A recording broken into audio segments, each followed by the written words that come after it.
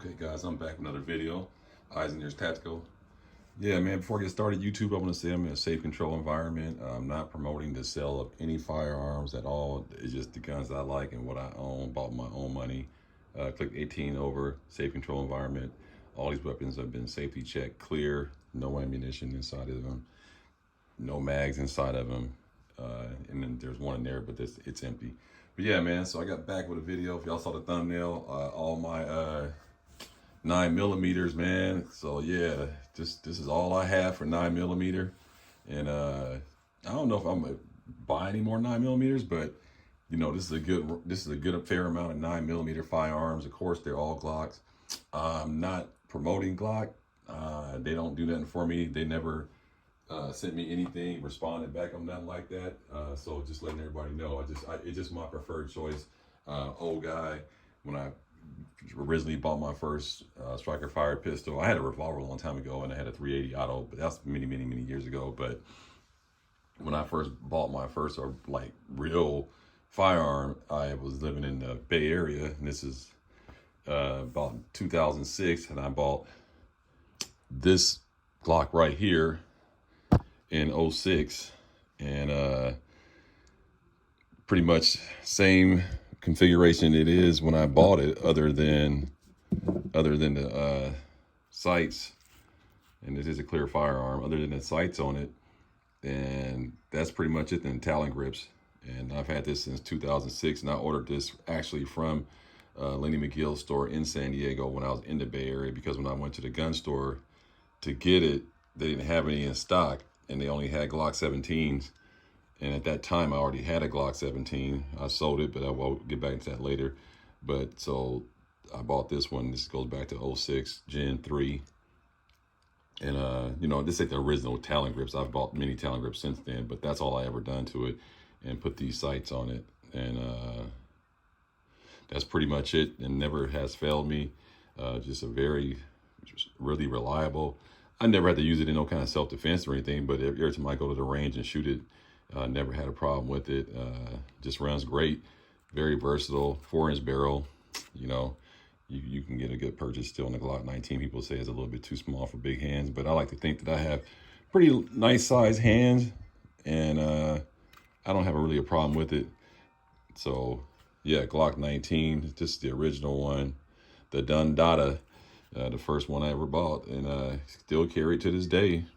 No problems with it whatsoever. It's just a great pistol. That's the first one I ever bought. And like I said, this has no internal changes. I don't do too much to my Glock pistols other than, oh yeah, there is a tungsten guide rod inside of there. That's the only thing that I added to that firearm, like as far as, like, you know, the original format that it was in. Yeah, man, so that Glock 19, man, that goes way back in it, so I'll never get rid of that one, keep that one, and just like I said, still carry it to this day, you know.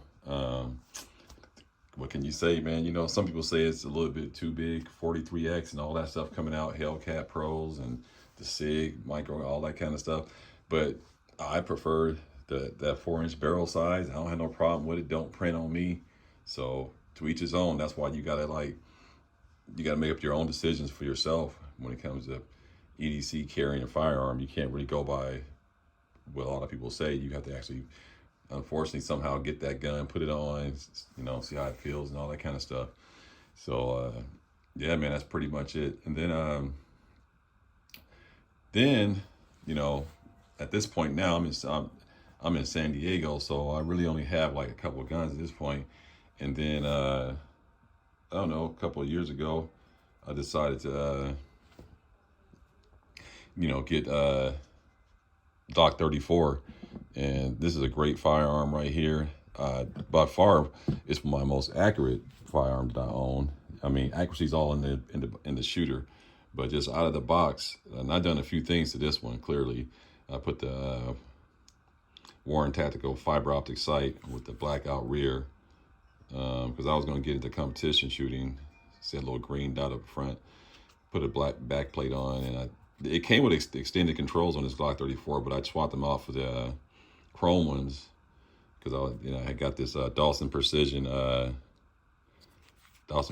Ice magwell, flared magwell, I put that on there, and so I wanted to kind of like chrome it out, like a little bit silver and black, so to speak. You know, I'm not a Raider fan, by the way, but yeah, shout out to Silver and Black Entertainment. But anyway, yeah, so it's got the Glock 34, put some Talon grips on it, and I only have like 2 weapons lights, so you keep seeing the same weapons light. I just toggle them off. I just toggle back and forth for whatever firearm, whatever I'm doing. But yeah, it looks pretty good. You know, pretty good setup. It has that cutout right there. So Glock 34 is a longer slide, longer frame. It's a little longer than the 17, I believe. But it might be the same frame as the 17. I'm not really sure. You guys can check me in the comment box there. But yeah, definitely a longer slide. And so you get really accurate shots down range on this. You can ask Nola Gospel Tracks. I took him, we went up to the range a few weeks back, maybe a month or so, and he was really impressed with the Glock 34. I mean, you talk to anybody who has shot a Glock 34, and they'll tell you the same. It's kind of the cheat code for marksmanship. You know, there's guys that got testimonies that have like won USPS competitions with a stock 34 against guys shooting all kind of tricked out firearms. So it's definitely an accurate shooter, and it takes Glock 17 mags full. So, you know, no problem there with capacity.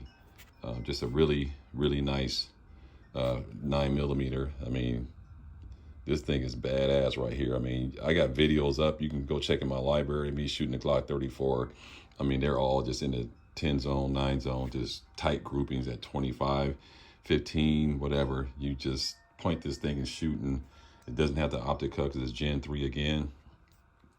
So this is bought in California again, so couldn't get all the other fancy stuff. But I like the way it is, you know. And the good thing about these pistols, they're modular. So if you didn't want to cut your slide, you could literally just go online and search and find a slide 34 already cut for you for an optic if you wanted to do that. And then you can have your original slide still, you know, unmilled. So it's something to think about, or you can send it in and get it milled, whatever you want to do. But I'm a long ways away from doing that. I'm just going to keep it like this in this format for right now. But Glock 34 is an excellent shooting firearm. Must have. I'm really, this is one I definitely don't regret buying. A little more pricier than the rest of the Glocks. It comes with a better trigger.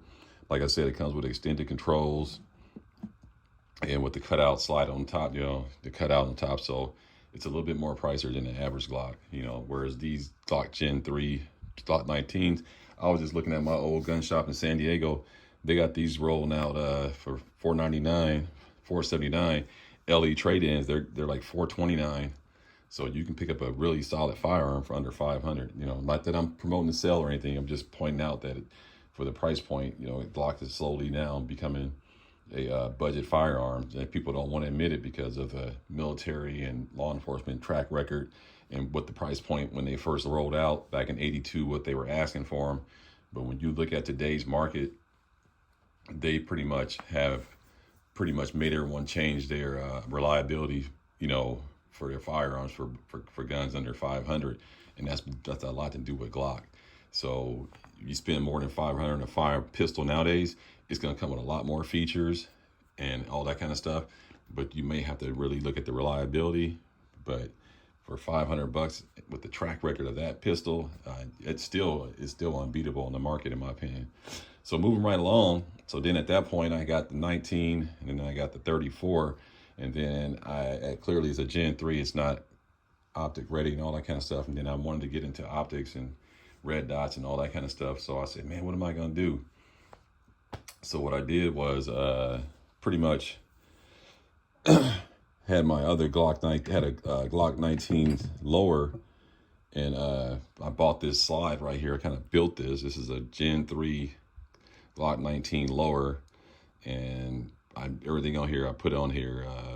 This is a Strike Industries polymer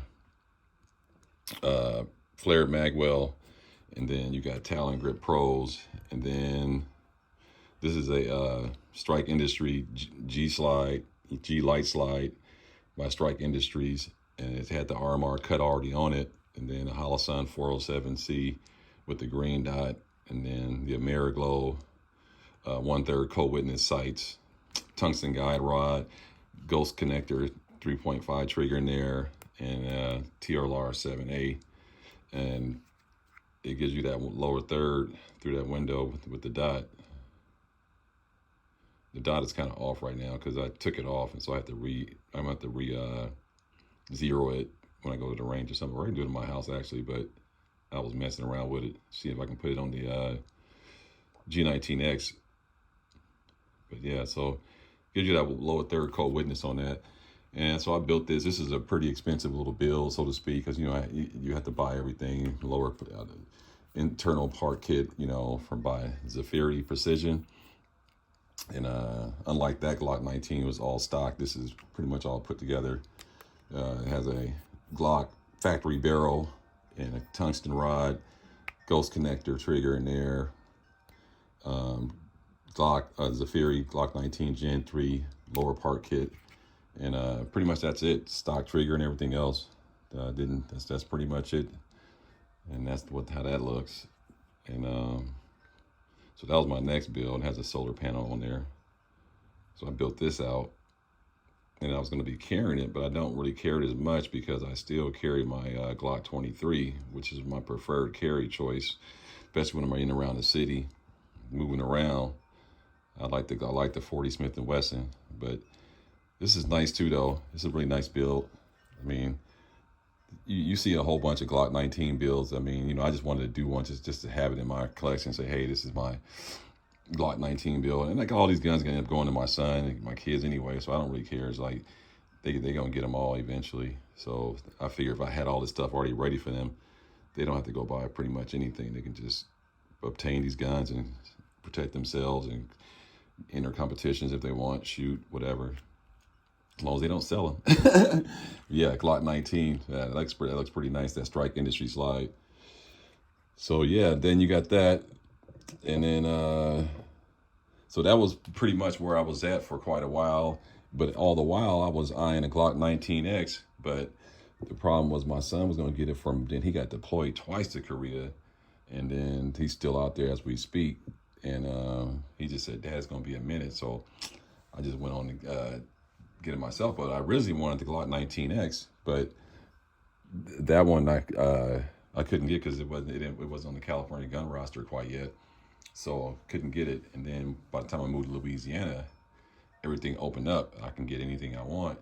And now the 19X is on the roster now in California, but it wasn't when I was there. But so then Glock rolls out the MOS version, and then I saw that, I was like, ooh, man, you kind of get it, I mean, it doesn't give you that much more than a regular Glock 19X. It just gives you MOS ready and a threaded barrel, which some might say that is a lot more versus the first 19X, where it was just pretty much a Glock 45, pretty much, and G45, I mean, because it didn't have the threaded barrel and it wasn't MOS ready. So that part was a complete upgrade, from my opinion, for Glock. They don't really make big leaps and bounds, but they clearly wanted to do something a little bit more modular, and that's when they came out with the MOS version. And I just recently picked this up, literally, and it's a nice gun, man. Threaded barrel.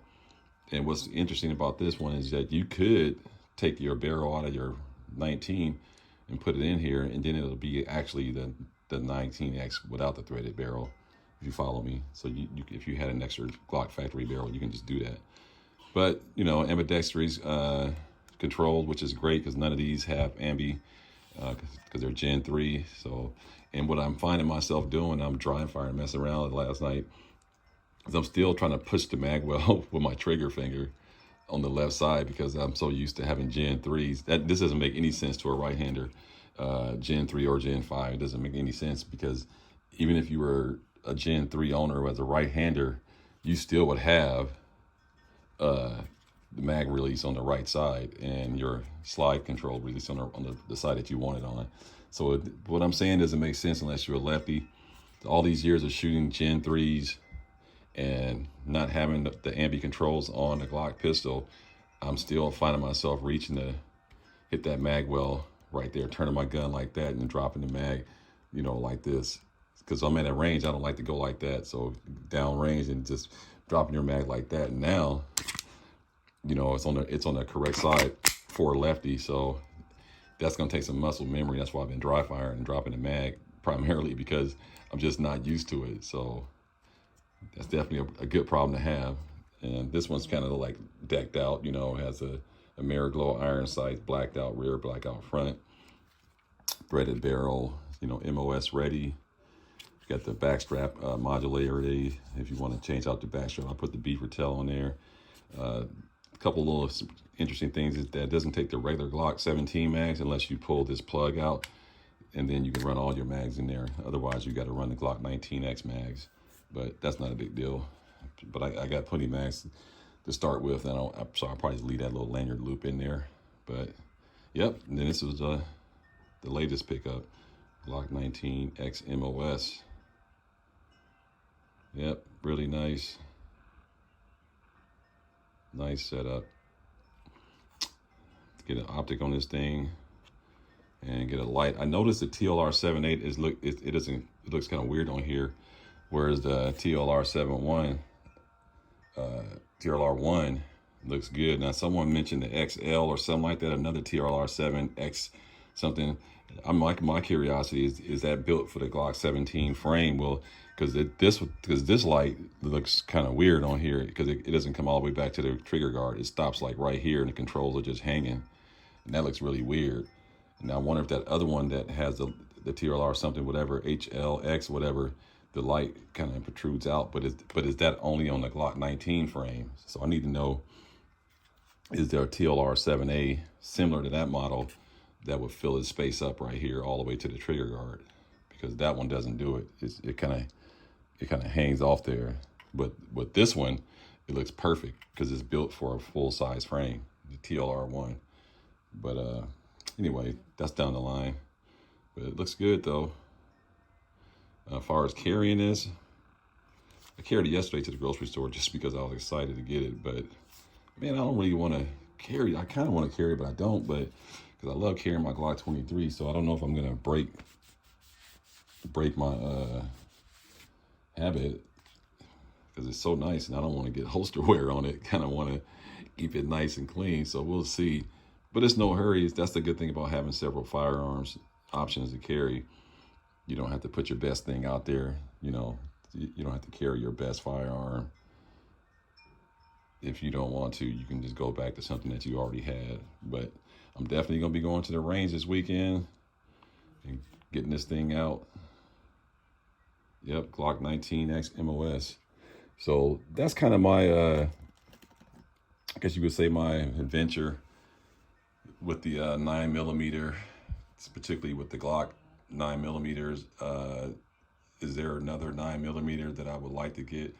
As much as I would love to have the 43X, man, I don't like the way it feels in my hand. So that was a big disappointing. And I was at the gun shop yesterday, and it's put it in my hand again, and I still don't like the way it feels.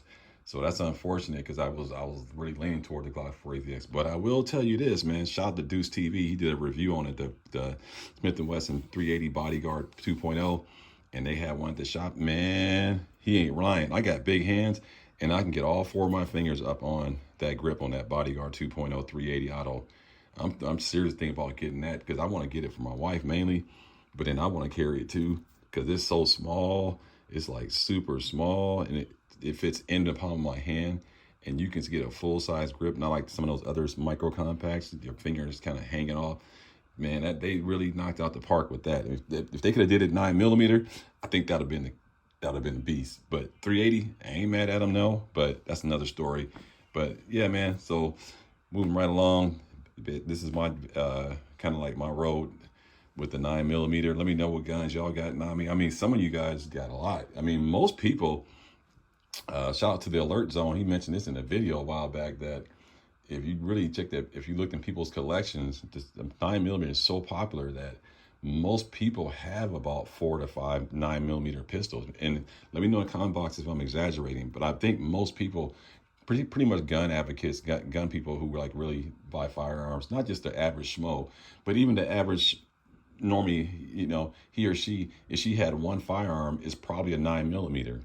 And if I'm wrong, let me know. But I believe this is probably the most purchased caliber in the gun market and definitely own. Not to say that people don't own other calibers, because I certainly do, but I'm not going to sit here in front. 9mm is king when it comes to selling firearms and different variants and platforms, and because they all were chasing the Glock pistol, and that was part of the reason why you see the market so flooded with awesome 9mm choices out there.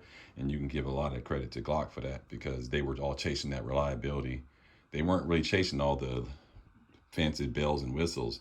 They were chasing the reliability and the simplicity of the firearm, the minimum parts and moving parts, and they were chasing that polymer frame and trying to duplicate that and still enhance it with other features, and pretty much sell it to the consumer at pretty much at the same price that Glock was. But the interesting thing now, there's so many of them that those 9mm prices are going up. You could spend easily $700, $800 on a 9mm pistol. It's not hard to do no more. It was a time when it was only Glock, and now they're down sub 500 for some of their Gen 3s. So it's a really interesting evolution to the 9mm, and part of it, I think the ammo has evolved too. Sometimes people don't think about that. The evolution of the 9mm cartridge is inspired the gun manufacturers to create more striker-fired 9mm pistols.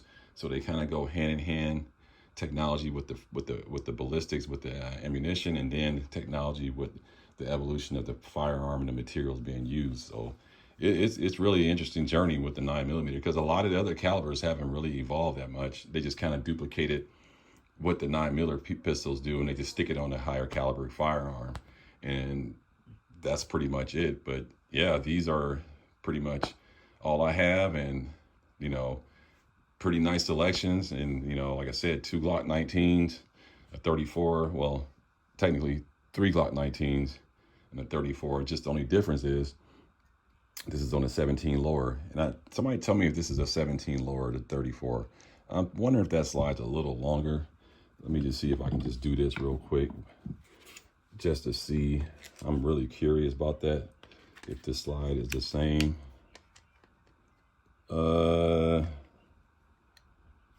No, the 34 looks like it's a bigger frame to me, just with the naked eye. I don't want to put it all up to the camera and do all that, but just me putting it together, it looks like this part is longer than the 17.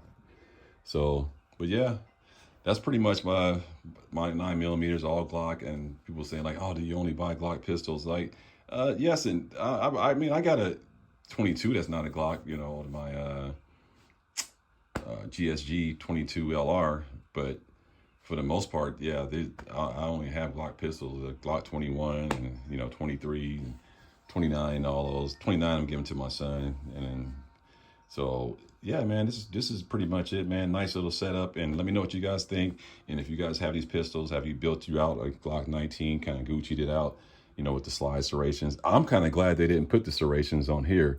Some people were like, well, if the only thing they could have done for the MOS, if they could have put the serrations on there.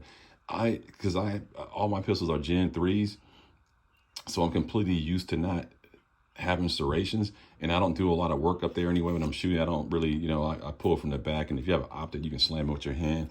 But I like it, the clean look, like Glock logo on the 19. I don't like when they put the serrations and they put the logo right here. On the regular Gen 5s, they put it all right here, and these are all serrations. So I'm not really a serration guy. I just think because I never had it. I don't think because I don't like it or I'm a hater on it. It's just that if you never had something for so long, you don't really trip off of it. So when I bought it, it didn't even dawn on me that it didn't have serrations until the guy said, like, man, the only thing they wish they would have did on the 19X MOS is put front slide serrations on there. And I was like, and I looked at it and went, oh, it doesn't. But it was not a deal breaker at all. But anyway, man, it's been a long video. Let you guys go. Tell me what you think about my firearms, my pistols, my 9mm. Let me know what y'all got, and do y'all agree that the 9mm cartridge, the evolution of that technology, has inspired people to make more 9mm firearms? And do you agree that most people have a 9mm, and collectors usually have more, way more than this? Anyway, I hope you guys like the video. Want to buy a patch, hit my channel description. I'll mail one out to you. It's your boy Eyes and Ears Tactical. Like, comment, subscribe. Everybody stay blessed. Peace.